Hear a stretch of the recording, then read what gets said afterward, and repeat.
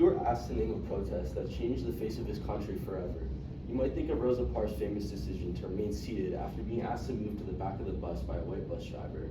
This simple act of defiance was enough to set in motion the Montgomery bus boycotts, in which thousands of African American citizens boycotted the Montgomery transport system, eventually causing enough of a disruption to change legislation and end the segregation of blacks and whites on buses. If Rosa Parks wasn't willing to make some people angry, this change might never have happened.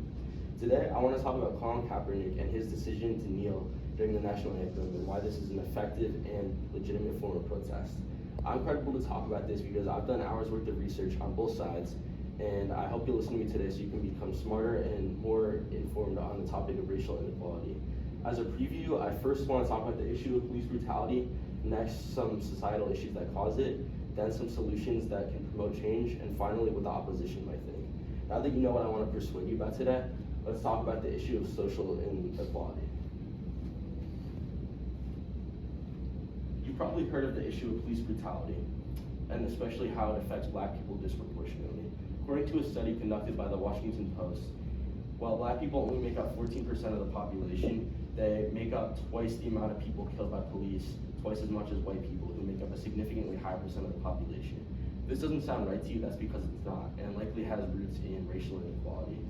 While these issues have been going on for more than all of us have been alive, one of my first awakenings to this issue was back in 2020 when George Floyd was murdered by a police officer.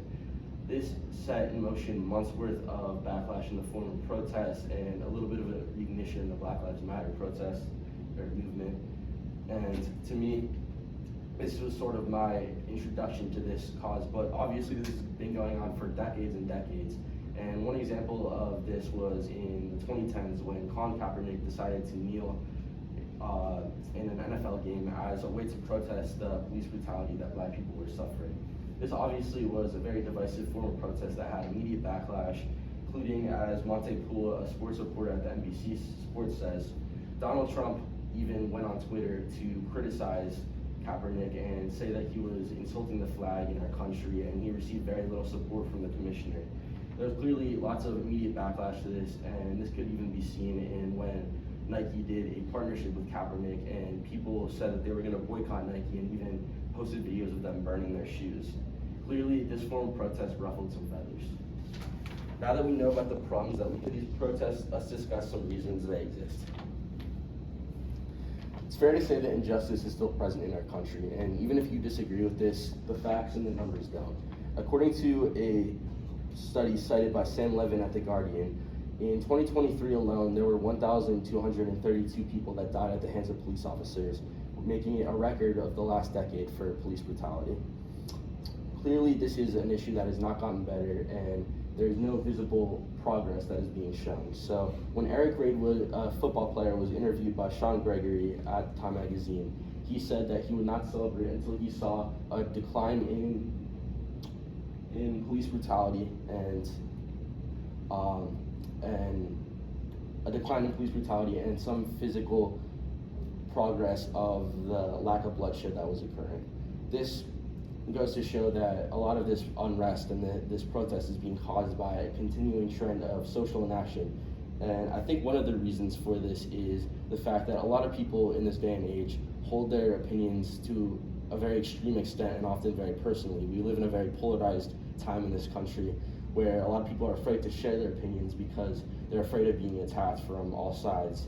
And I think this is a mistake because this desire to remain apolitical means that a lot of these issues aren't being talked about. And when an issue isn't being talked about, it's very unlikely to be solved. Now that we just learned about these societal issues, here's where I want to go over what types of solutions can promote change. One of the solutions that I'm advocating for is more of what we saw with Kaepernick. Obviously, this was an extremely divisive form of protest that we don't really see often today anymore, but I think it was very effective because of the fact that it generated so much conversation. Everyone had heard of this, and sometimes all that you need to cause change and influence the powers that be to make some kind of societal change is just to have enough people talk about it.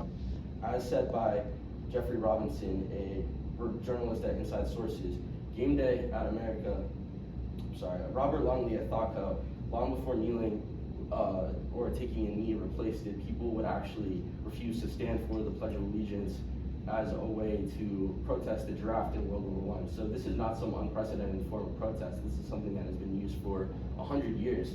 And I think that proves that it is very effective. Another solution that I want to advocate for is something that everyone in this classroom can take part in, and that's using your voice to elevate and draw attention to this cause. We all have social media, and you might feel like you don't have as big of a platform as, say, an NFL player, and obviously that's true, but we all have a voice, and history has shown time and time again that if enough people are willing to stand together and promote attention for a cause, then those in power are forced to change it. And even if you don't feel like you have anything to add to the conversation, you can always elevate the voices of people that do by liking and sharing posts talking about this issue. Of course, even with these solutions, there will always be opposition. And I think one of the oppositional thought people will have is that we need to keep politics out of football. To me, this shows a very unfair mindset, as lots of the people that are affected by these political issues don't get to choose when and where they're affected by it. Black people don't get to choose when and where they're affected by racism, so I don't get how us random citizens get to decide that we don't want to see people talk about politics in our interests. And I think that this shows that a lot of us have very privileged worldviews, but again, citing Jeffrey Robinson at Inside Sources, game day at American Stadium has always been political. You have people waving signs for candidates that they support. You have people, like, you have jets flying overhead as people sing the national anthem. Even the act of standing and putting your hand on your heart at the Pledge of Allegiance is an inherently political action, even if we don't see it as one. So I think that it's unfair to say that politics haven't always been a part of football.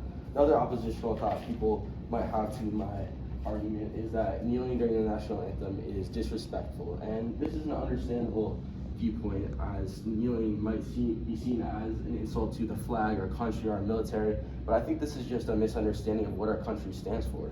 Our country was born out of rebellion. It's in our nature to use our voices to fight for causes we see as unethical, and I think that it's at the heart of our democracy that we're allowed to speak up when we see something wrong, but it's an obligation. And so I think that I agree with what Jeffrey Robinson, a journalist at Inside Sources, said when he said that our military, their job is to fight for our justice and fight for our freedom. And so for us in our home country to protest for the very same causes isn't an insult to them. It's honoring the same principles they put their lives on the line to protect.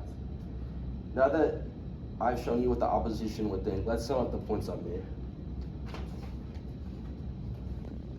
In conclusion, kneeling during the national anthem is an effective and legitimate form of protest.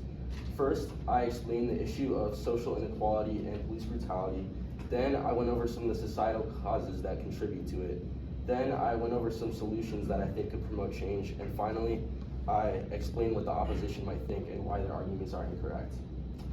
Before I go, I want to leave you with a question. What is our country? Are we a flag? Are we a song? Or are we a group of people and a set of ideals that this country was built on? If our country isn't going to fight to protect these ideals, then what obligation do we have to stand and sing its song? I'm accepting questions.